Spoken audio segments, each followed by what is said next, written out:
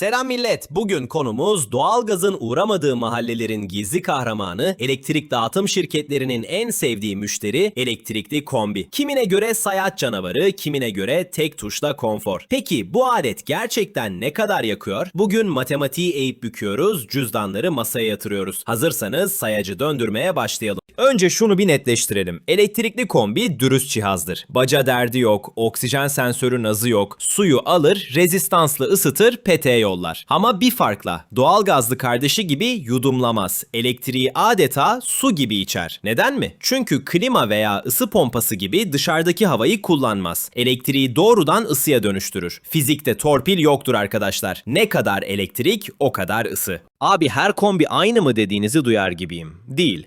Piyasada 6 kW'dan 45 kW'a kadar devasa bir yelpaze var. Küçük bir stüdyonuz varsa 6 ila 9 kW yeter. Standart bir daireyseniz 12 ila 18 kW arası gezersiniz. Burada bir ipucu vereyim.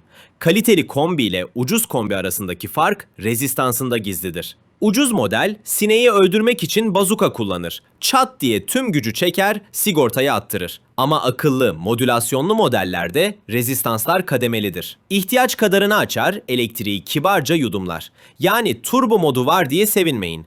O mod açıkken sayaca bakarsanız başınız dönebilir. Geldik fasulyenin faydalarına. 12 kW'lık bir kombiniz olduğunu varsayalım. Kışın en soğuk gününde bu alet günde ortalama 6 ila 8 saat tam kapasite çalışsa günlük 80 ila 90 kWh elektrik tüketimi demek. Bunu ay ile sonra da güncel elektrik birim fiyatıyla çarpın. Çıkan sonuçla belki bir pahalı cep telefonu alamazsınız ama elektrik şirketine ortak olduğunuzu hissedebilirsiniz. Peki faturayı nasıl düşürürüz? 1. Yalıtım. Evde yalıtım yoksa kombiyi değil sokağa ısıtıyorsunuzdur. 2. Oda termostatı. Bu cihazın beynidir. O olmazsa kombi kör gibi çalışır. 3. Hırka modu. Evde kısa kollu gezme hayali kurmayın. Şık bir hırka fatura dostudur. Gelelim o meşhur soruya. Yerden ısıtmada elektrikli kombi mantıklı mı? İşte size bir müjde. Evet, daha mantıklı. Neden? Çünkü petekleri 60 dereceye çıkarmak için kombi ter dökerken yerden ısıtmada 35 ila 40 derece ile hamam keyfi yaparsınız.